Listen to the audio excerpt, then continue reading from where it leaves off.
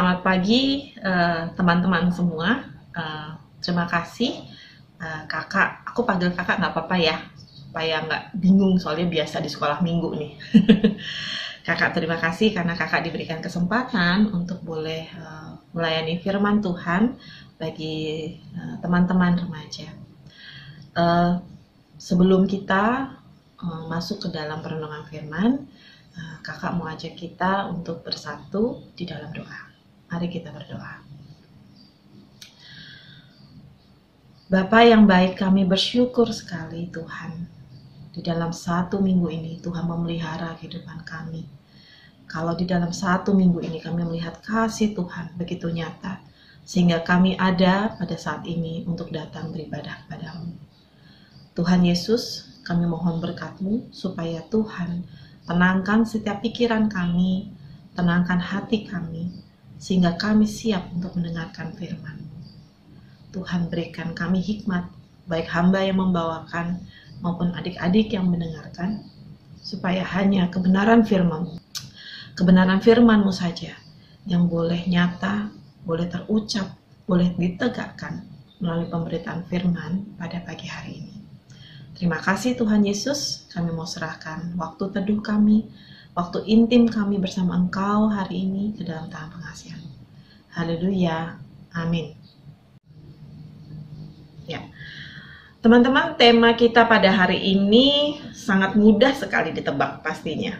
Ya, hari ini tanggal 14 Februari, hari kasih sayang, hari Valentine. Dan memang tema kita adalah Valentine, yes or no. Nah, sebenarnya enak nih kalau kita bisa tatap muka gitu ya, kita bisa ngobrol gitu. Jadi kakak bisa tahu pendapat kalian tentang Valentine. Tapi karena sedang pandemi, kakak akhirnya pakai Google. Kakak cari sebenarnya apa sih kata dunia tentang Valentine. Ada satu yang mengatakan bahwa rasa sayang yang ada di Valentine itu sebetulnya bisa buat siapa aja. Karena rasa sayang itu tercipta dari rasa yang nyaman, tidak perlu diucapkan, karena itu ada di dalam hati. Jadi nggak perlu gimana-gimana gitu, nggak perlu diramaikan gitu ya. Apalagi ini untuk semua orang sebetulnya. Tapi ada juga yang mengatakan kalau nggak punya pacar sih nggak usah ngerayain Valentine lah. Saya nggak punya pacar, jadi saya nggak ngerayain. Tapi kalau buat yang ngerayain boleh, asal positif gitu katanya. Ada memes teman-teman yang mengatakan bahwa Valentine's Day itu bagi yang pacaran adalah hari kasih sayang. Tetapi bagi yang jomblo, itu adalah hari penyesalan gitu ya. Kayak ketika yang berpasangan, yang berpacaran, hari itu penuh dengan pelangi gitu ya, tetapi khusus untuk yang jomblo gitu ya, banyak gitu hujan dan petir di sekitarnya. Jadi suram banget gitu. Nah, tetapi Valentine ini nggak hanya berkaitan dengan urusan pacaran, teman-teman. Tetapi dari sisi ekonomi itu juga berdampak. Salah satunya yang kakak dapatkan adalah dari toko bunga online yang mengatakan bahwa momen Valentine ini pesanan bunganya meningkat signifikan karena banyak dari kalangan remaja yang memesan bunga untuk pasangannya. Wah, ini jadinya memang yang berkaitan dengan bunga, balon, kartu, coklat gitu ya. Kayaknya lagi banyak yang beli gitu ya. Jadi konsumtif ya sebenarnya ya. Ini salah satu perayaan yang agak-agak konsumtif nih. Dan mungkin ini juga saatnya untuk ngegombal gitu. Banyak memes gombal-gombal yang aduh ya ampun kalau dibaca ya lucu gitu ya. Salah satunya adalah kalau Valentine tukeran coklat sih udah biasa gitu ya. Mendingan kita tukeran tulang. Aku jadi tulang punggungmu, kamu jadi tulang rusukku gitu. Aduh, dalam ya. Nah, ada beberapa waktu lalu di Twitter ada satu cuitan atau hashtag ya yang sangat trending pada waktu itu. Dia menduduki tingkat nomor 1, yaitu Valentine bukan budaya kita. Nah, cuitan ini banyak banget yang merespon, sampai sekitar banyaklah pokoknya ya, ribuan gitu ya, ribuan cuitan. Salah satunya yang ada di layar teman-teman, kayak budaya itu sebetulnya Valentine kan bukan budaya kita. Jadi budaya kita apa? ada yang baper gitu ya, sesederhana aku dikamuin, atau budaya kita tuh kalau move on 1 tahun itu jadi gagal gara-gara cuma di say hi gitu. Aduh, siapa ya ini ya? Sebetulnya jangan-jangan budaya kita ini memang bukan Valentine tetapi bucin, budak cinta gitu ya. Kayaknya kalau udah urusan cinta udah susah banget gitu ya.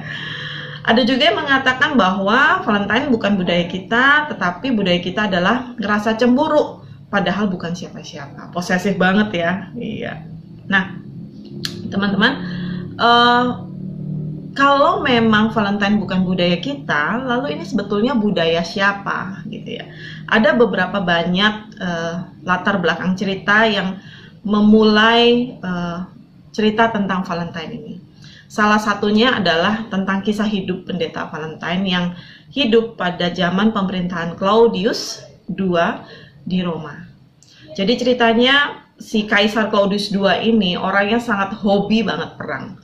Dan jadi dia menang gitu ya, sering menang perang gitu ya. Sampai akhirnya dia jadi seneng banget perang. Nah, untuk berperang tentunya dia butuh pasukan, dia butuh tentara.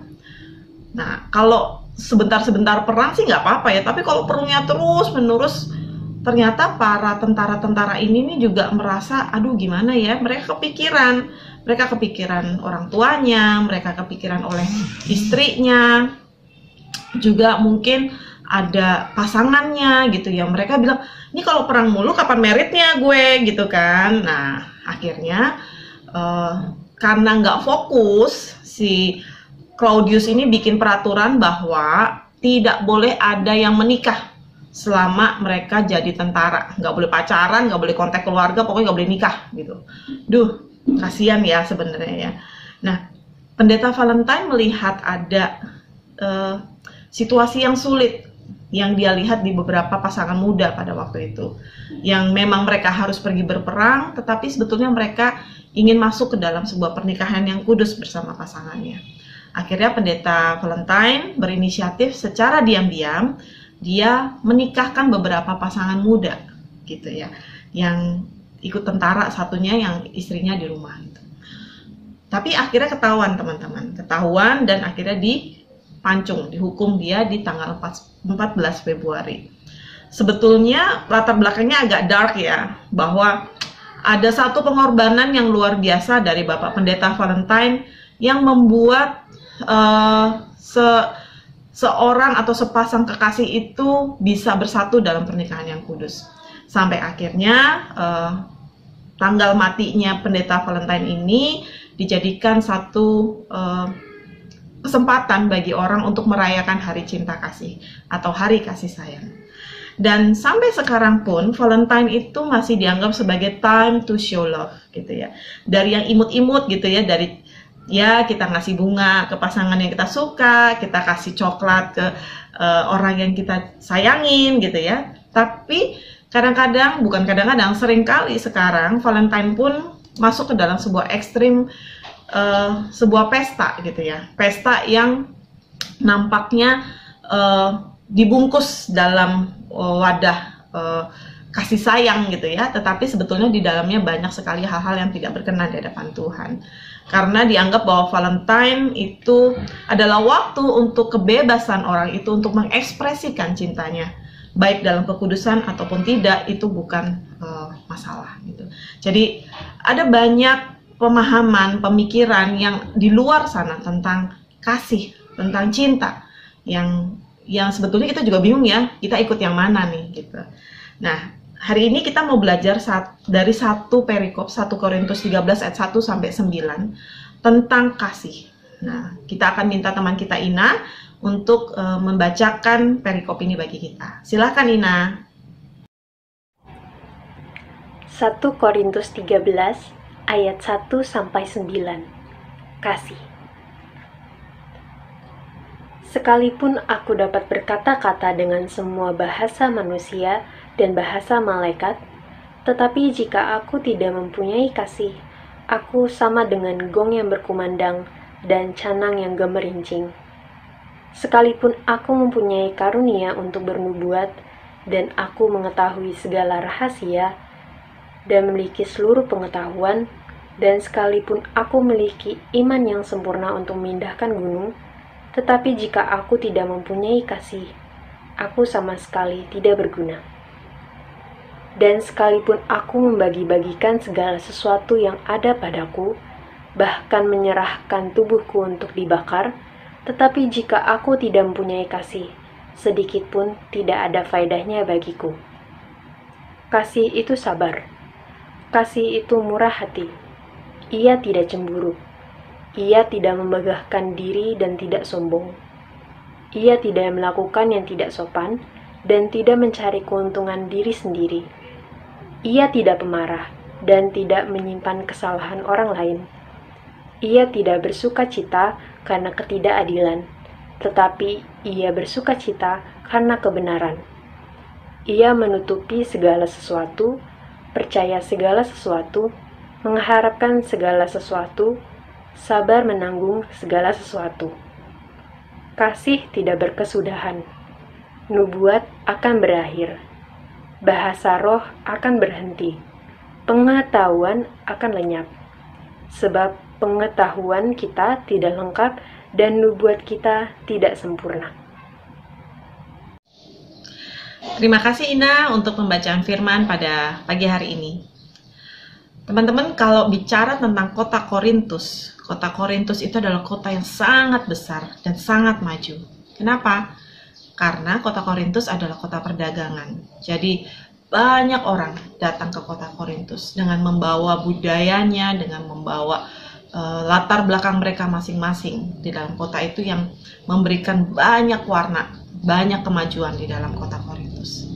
Tapi sayangnya kemajuan kota Korintus pun itu tidak berbanding lurus dengan kehidupan moralnya, karena banyak juga penyembahan-penyembahan berhala yang ada di kota Korintus.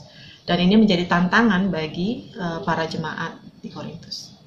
Di pasal sebelumnya, 1 Korintus 12, ada perikop yang terkait dengan rupa-rupa karunia tetapi satu roh dan banyak anggota tetapi satu tubuh. Jadi jemaat di Korintus sebetulnya adalah jemaat yang juga sangat diberkati oleh Tuhan. Karena apa? Jemaat ini adalah jemaat yang banyak dan juga kaya dan memiliki banyak karunia.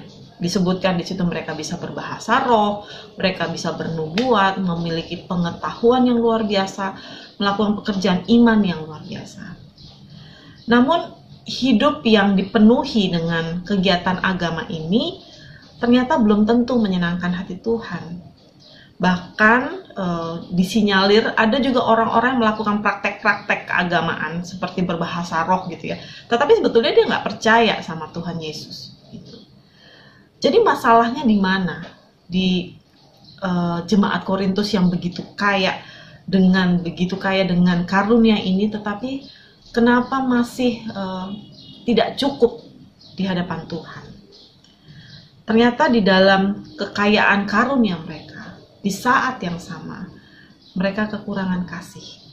Itu yang Paulus lihat di dalam jemaat Korintus. Sehingga di ayat 31, di 1 Korintus 12 ayat 31, kalau teman-teman baca Alkitab ya, kita sama-sama buka Alkitab, kita baca. Jadi berusahalah untuk memperoleh karunia-karunia yang paling utama, dan aku menunjukkan kepadamu jalan yang lebih utama lagi. Jadi di ayat 31 dikatakan boleh kamu mengejar yang namanya karunia. Tetapi buat Paulus ada yang paling utama. Dan setelah ayat 31 itu masuk langsung ke pasal yang ke-13 yang dengan perikop kasih. Teman-teman, di 1 Korintus 13 ayat 1 sampai 9 yang bicara tentang kasih, itu ternyata adalah menjadi syarat supaya semua karunia yang disebutkan di perikop sebelumnya itu dapat memenuhi kehendak Allah. Kasih memang menjadi prinsip untuk menggerakkan semua kegiatan keagamaan itu atau mengendalikan sikap hidup kita. Karena dikatakan di ayat 1 dan 3, sekalipun mereka bisa berbahasa roh, sekalipun mereka bisa dikatakan bisa memiliki karunia untuk bernubuat, mengetahui segala rahasia ilmu pengetahuan yang luar biasa. Tetapi kalau itu tidak didasarkan oleh kasih, itu sama sekali tidak berguna. Kegiatan agama yang hanya untuk mementingkan diri sendiri, kegiatan agama yang supaya aku dilihat hebat, aku dilihat lebih rohani daripada orang lain, tetapi tidak memiliki kasih di dalamnya, itu ternyata buat Tuhan hanya seperti gong yang berkumandang dan canang yang gemerincing. Dua dikatakan sama sekali tidak berguna. Nah, teman-teman, kalau begitu sebetulnya bagaimana sih yang Tuhan kehendaki di dalam kita menjalani kehidupan kita, kehidupan agama yang dibilang bahwa kita harus memiliki kasih. Orang Kristen ini banget ya, maksudnya pokoknya orang Kristen itu identiknya sama kasih. Tapi sebetulnya kasih yang gimana sih yang harus kita lakukan gitu. Nah, di ayat 3 sampai di ayat yang ke-7 itu menjelaskan kasih, definisi kasih yang sesungguhnya. Kita baca sama-sama ya. Nah, di ayat 3 dan sampai 7, kalau boleh kakak rangkum, kasih agape itu ada do and don'ts-nya. Bukan berarti nggak dilakukan ya, tetapi kasih agape itu seperti apa dan dia tidak seperti apa, itu maksudnya. Nah, kakak coba compare dengan Amplified Bible. Jadi ada kadang-kadang kayaknya tulisan bahasa Inggrisnya lebih pas gitu ya, kalau menggambarkan sebuah situasi. Jadi love atau agape itu do yang pertama adalah patient atau sabar ya. Definisinya adalah able to wait long time on difficulties with right attitude. Jadi patient itu nggak cuman kamu diam menunggu and doing nothing gitu. Tetapi ternyata able to wait in a long time. Long time itu kan nggak jelas ya, mau seminggu, bisa 2 minggu, atau bisa setahun gitu ya. Tapi dengan right attitude. Right attitude itu apa sih? Tidak bersungut-sungut, tidak marah-marah gitu ya, tetapi tetap mengisi penantian itu dengan hal-hal yang positif. Itu adalah passion yang sebenarnya. Jadi kalau kamu nunggu sesuatu sambil marah-marah, walaupun lama, itu namanya bukan passion, itu namanya ngedumel gitu ya. Lalu dikatakan bahwa kasih juga kind, dia murah hati, dia caring about others, dia punya sensitivity untuk peduli sama orang, untuk terpanggil untuk menolong orang. Itu kasih, salah satu tandanya. Dan kasih always protect. Dia menutupi segala sesuatu. Bears up everything that comes. Maksudnya bukan menutupi kejahatan ya teman-teman ya, tetapi always protect itu dia menahan segala sesuatu yang sulit demi mempertahankan kasih itu. Dia nggak gampang putus asa, dia nggak gampang kecewa atau ya udahlah cukup sekian dan terima kasih gitu, enggak ya. Dia always protect, dia seperti tameng yang bisa kita gunakan untuk melindungi kita. Dan kasih juga always trust, dia percaya terhadap orang lain, dia believe the best of every person. Dia nggak menduga nih kayaknya orang jahat deh, atau dia nggak menduga-duga hal yang buruk terhadap orang lain. Dia benar-benar percaya bahwa this is the best from them. Ini sesuatu yang memang baik dari orang itu. Jadi dia tidak curigaan terus ya, negative thinking terus ya, toxic gitu loh. Enggak, tetapi dia tetap believe kepada trust kepada orang. Dan hopes, berpengharapan, faithless under all circumstances. Jadi hopes-nya itu endless teman-teman, dalam segala situasi. Bisa nggak ya kita begitu? Terus berharap, terus mengharapkan yang terbaik. Apapun situasi, bahkan sampai yang paling buruk pun, bisa terus mengharapkan yang terbaik. Dan kasih itu yang menolong untuk sabar menanggung segala sesuatu. Dia perseverance, jadi dia tidak gampang putus asa. Dia bertahan untuk bisa menahan dirinya untuk tidak menjadi putus asa, menanggung segala sesuatu, segala hal yang sulit. Dan tentunya kasih itu rejoice within the truth. Dia bersuka cita karena kebenaran. Dia tidak bersuka cita karena ada orang lain celaka atau orang lain ya, hal yang buruk, tetapi dia bersuka cita karena kebenaran. Di satu sisi kasih itu juga tidak envy, teman-teman. Dia tidak iri hati, dia tidak mengingini atau wanting something that somebody else has. Dia berpuas diri dengan apa yang dia sudah punya, dia tidak menjadi iri hati.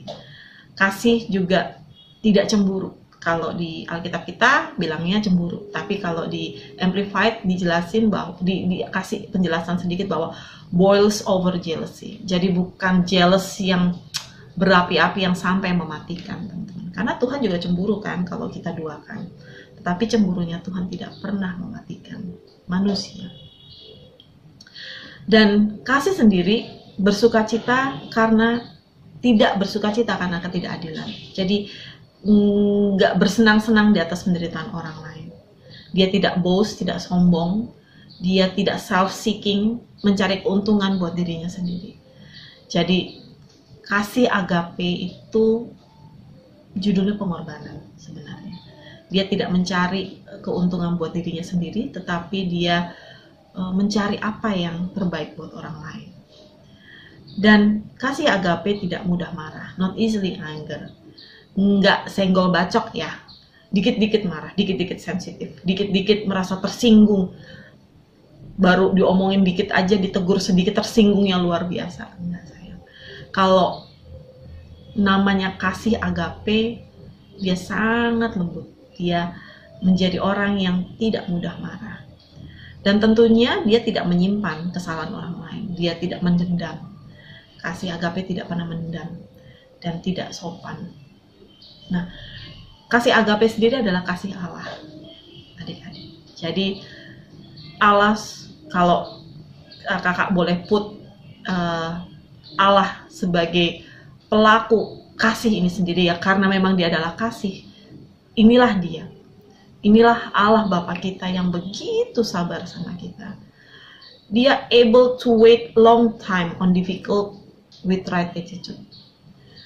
Dengan segala kejahatan kita, dengan segala kelemahan kita, kesulitan kita untuk hidup benar, Tuhan tetap sabar sama kita, adik-adik. Dia sabar menanti untuk kita datang padanya. Di dalam kesulitan pun Tuhan selalu murah hati. Saya percaya kalau teman-teman lihat dalam kehidupan ke belakang, tidak pernah sedikit pun Tuhan lewatkan pertolongan yang tepat pada waktunya. Kemurahan Tuhan selalu ada buat kita. Dan dia selalu percaya bahwa kita pasti percaya yang terbaik dari kita. Karena apa? Karena kita ciptaannya. Karena kita diciptakan Tuhan begitu amat baik, begitu amat indah. Sehingga kasih Tuhan pun itu begitu nyata, teman-teman. Nah, dengan definisi kasih yang seperti ini, sebetulnya apa sih ekspektasinya untuk kita gitu ya? Kesimpulan kakak sih sebenarnya, kalau ini direfleksikan ke kita, it's going to be mission impossible. Nggak bisa. Nggak ada satu orang pun di dunia ini yang bisa melakukan the agape ini. The definition of love ini, nggak ada yang bisa. Sampai konsisten gitu ya teman-teman ya. Maksudnya passionnya konsisten, terus sangat sabar dan not easily anger. Aduh, coba ya, kalau apalagi kalau lagi nyetir di jalan, aduh, cobaannya luar biasa, bukan? Ya. Jadi buat manusia, it's a mission impossible. Tetapi puji Tuhan, di ayat yang ke-8 kita dibukakan bahwa kasih tidak berkesudahan. Nubuat akan berakhir, bahasa roh akan berhenti, pengetahuan akan lenyap. Sebab pengetahuan kita tidak lengkap dan nubuat kita tidak sempurna. Inilah teman-teman, it's really impossible for us untuk melakukan semua kasih itu. Tetapi ketika kasih si agape ini yang tidak berkesudahan adalah kasih yang never fails sebenarnya. Kasih Tuhan gak pernah gagal buat kita. Terbukti di mana? Terbukti dia mati di kayu salib dan dia bangkit untuk kita. Dia tidak gagal menyelamatkan kita. Jadi semua yang Tuhan tunjukkan, kasih agape yang Tuhan demonstrasikan di dalam kehidupan Yesus Kristus yang kita kenal, itu sebetulnya bukan sesuatu yang impossible. Itu sesuatu yang possible. Tetapi asal kita melakukannya di dalam Tuhan. Kalau kita melakukannya karena kita merasa, oke, aku merasa punya cukup kasih untuk mengasihi suamiku misalnya. Tetapi kan hidup berpasangan gitu ya teman-teman, itu kan nggak selalu indah gitu loh. Nggak selalu seperti masa pacaran tuh. Mungkin nanti bisa ditanya deh sama mama papa di rumah ya. Waktu pacaran sih wow, indah gitu ya. Tapi waktu menikah, kehidupan yang begitu panjang, pernikahan yang begitu panjang, itu juga menguji banyak hal teman-teman. Dan kalian tahu, kasih itu diuji ketika di saat yang paling sulit. Nah, kalau di saat paling sulit, kita bisa masih mengasihi orang yang sungguh sulit, itu sebetulnya bukan kita yang melakukan, tetapi karena Tuhan yang ada di dalam hati kita. Karena Tuhan yang terlebih dahulu sudah mengasihi kita, karena kita pun orang yang bobrok, tidak ada orang yang sempurna. Jadi kalau kamu lagi pacaran, terus kamu mikir pacarku nih, misalnya lagi berantem gitu ya, duh, kok dia ngeselin banget sih? Sadar gak sih bahwa kamu juga ngeselin gitu ya? Sadar gak sih bahwa kita juga gak sempurna? Jadi kenapa kita yang gak sempurna ini harus meminta orang lain sempurna? Karena memang gak ada yang sempurna. Cuman satu yang sempurna. Kesempurnaan hanya milik Tuhan, betul. Dan Tuhan yang sempurna itulah yang harus hidup di dalam hati kita. Sehingga kita dimampukan untuk mengerjakan semua kasih ini di dalam hati. Di dalam kehidupan kita. Di dalam kehidupan beragama kita yang harusnya tidak lagi beragama, tetapi memang kehidupan relasi kita dengan Tuhan dan sesama. Nah, teman-teman, jadi apa komitmen kita? Komitmen kita yang pertama adalah, mari kita menerima kasih Bapa di dalam hati kita. Mungkin kita sulit ya, merasa, enggak lah, toh aku bukan orang yang spesial juga. Aku banyak kelemahan, aku banyak, ya udahlah, udah terlalu jauh lah untuk dibilang jadi anak kesayangan Tuhan. Teman-teman jangan ketipu ya. Itu bisikannya bukan Tuhan yang ngomong bahwa kamu nggak layak untuk aku kasihi. Apapun kondisinya, dimanapun kita saat ini, di posisi apapun kita saat ini, baik kita lagi sangat-sangat jauh dari Tuhan, ini kita rasa ya, kita rasa jauh dari Tuhan. Tapi sebenarnya pada faktanya dia dekat. Karena dia selalu menunggu kita semua untuk datang, menunggu kita datang untuk boleh menerima dia di dalam hati kita. Jadi step yang pertama untuk bisa mengasihi memang kita harus terima dulu kasih dari si Bapa. Dan percaya deh teman-teman, kasih Bapa tidak pernah gagal. Dia mati di kayu salib, nggak cuma buat orang benar. Dia bahkan datang untuk orang yang paling bejat. Dan aku bersyukur bahwa Tuhan kita adalah Tuhan yang begitu luar biasa, yang begitu dia mau benar-benar turun menjadi manusia, merasakan apa yang kita rasakan. Dan melebihi dari semua itu, dia menang dari kuasa dosa. Jadi nggak ada alasan bagi kita untuk mengatakan bahwa Tuhan nggak sayang sama aku. Tuhan, aku nggak layak untuk bisa datang kepadamu.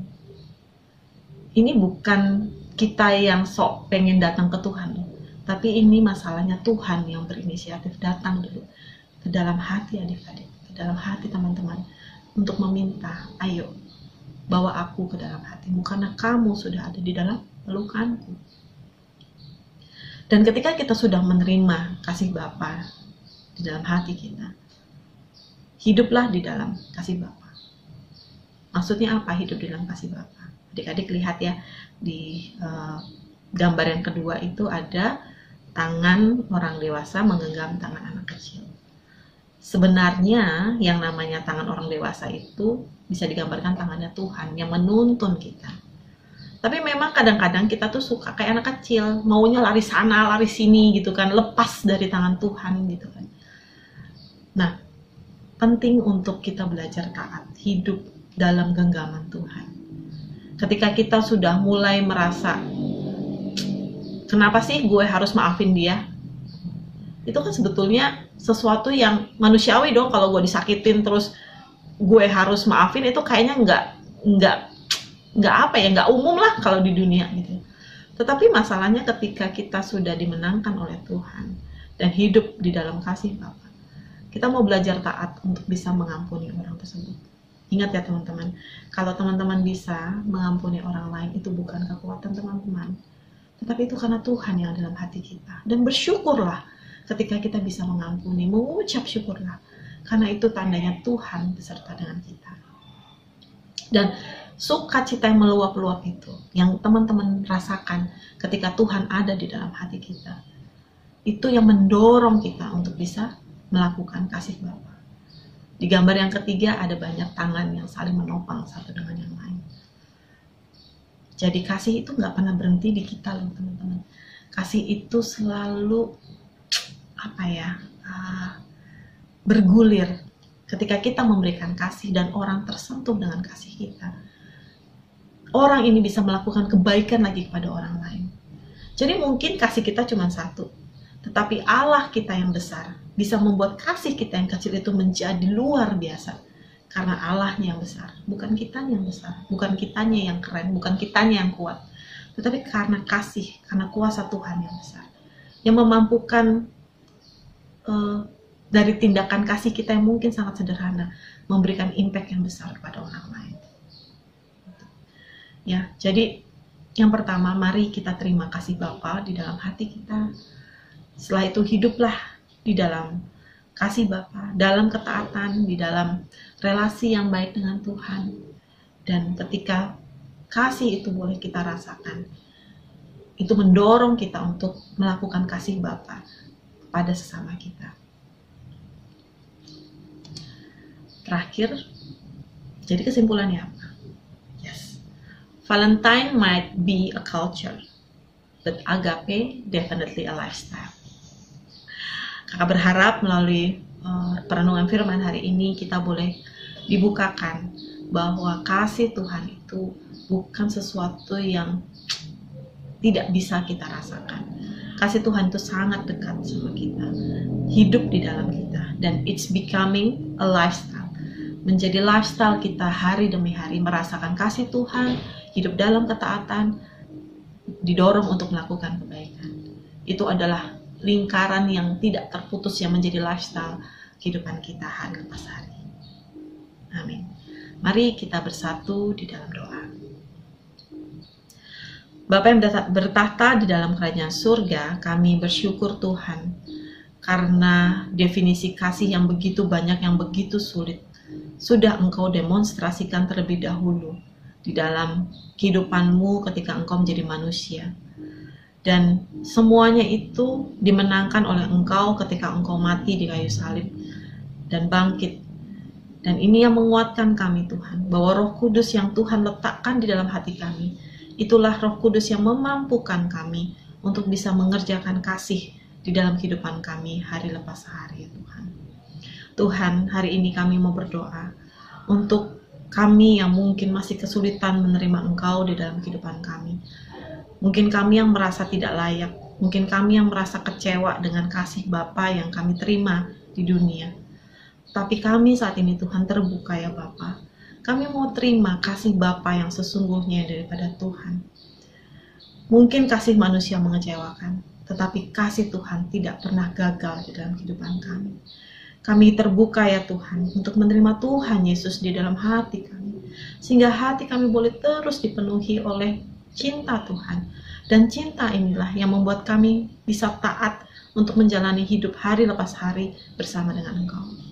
Gak gampang Tuhan untuk menjadi seorang Kristen di dalam kehidupan kami masing-masing. Di tempat pekerjaan kami, mungkin di tempat sekolah kami, ada banyak sekali godaan untuk kami melakukan hal-hal yang tidak menyenangkan hati Tuhan.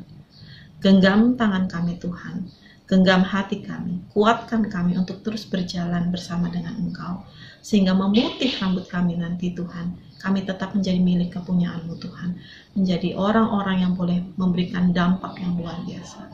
Sehingga ketika kami memiliki kasih itu Tuhan, kami boleh digerakkan untuk boleh menolong sesama kami. Kami digerakkan untuk boleh tulus mengasihi sesama kami tanpa pamrih Tuhan, seperti Engkau yang terlebih dahulu mengasihi kami. Tuhan, kami bersyukur untuk persekutuan kami pada hari ini. Biarlah firman Tuhan ini boleh terus melekat di dalam hati kami, dan ketika saatnya nanti ini dibutuhkan, itu boleh muncul, boleh menjadi kekuatan bagi kami untuk menjalani hidup kami, menjalani tantangan hidup kami sebagai orang-orang muda. Terima kasih Tuhan Yesus, kami mau serahkan kehidupan kami, pekerjaan kami, relasi kami ke dalam tangan pengasihan Tuhan, juga studi kami Tuhan, supaya segala sesuatu yang kami kerjakan itu sungguh-sungguh didasarkan karena kami mengasihi Engkau, dan itu pun boleh menjadi berkat bagi orang lain. Di dalam nama Tuhan Yesus kami berdoa mengucap syukur. Haleluya, amin. Terima kasih teman-teman remaja, sampai bertemu lagi di ibadah selanjutnya. Bye.